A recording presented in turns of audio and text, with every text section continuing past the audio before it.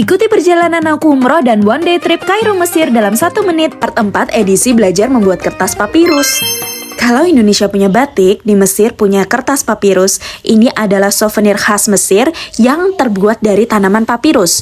Kertas papirus itu konon kabarnya sangat kuat dan fleksibel, jadi nggak mudah sobek ataupun rusak. Dan ini dia tanaman papirus. Ia banyak tumbuh di tepi sungai Nil yang panjang berwarna hijau itu. Tanaman ini sudah ada sejak zaman Nabi Musa. Lebih tepatnya saat Nabi Musa bayi dan dialirkan di sungai Nil, keranjang rotannya dibuat dari tanaman papirus loh. Namun sebelumnya kita akan makan siang dulu di restoran bumbu desa ini.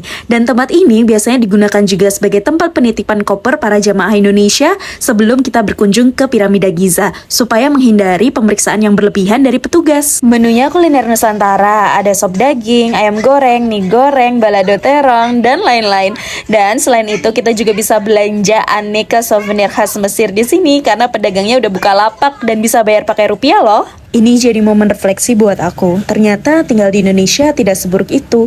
Kita bisa tinggal di bumi yang indah, gemah ripah loh jinawi. Jangan lupa bersyukur ya. Dan sampailah di Papyrus Institute. Ini dia tempat kita buat belajar membuat kertas papyrus. Dan ternyata ini juga jadi galeri seni yang memajang aneka kerajinan kertas papyrus yang mostly adalah paintings ya. Ternyata kertas papyrus itu vintage ya, seperti naskah kerajaan kuno gitu yang coklat jadul.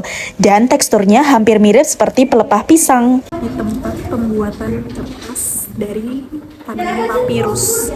Itu tanaman suci yang cuma hidup di tepi sungai Nil. Perkenalkan, nama saya Yasmin. Saya ahli papirus di sini. Saya akan menjelaskan gimana orang Mesir kuno bikin kertas papirus dari tanaman papirus. Tapi dulu ini tanaman papirus tingginya biasanya 1-5 meter dan tumbuh di tepi sungai Nil, Kota Giza, Syarqiyah, Luxor, dan Aswan. Tanaman papirus ini adalah tanaman yang suci pada zaman orang Mesir kuno.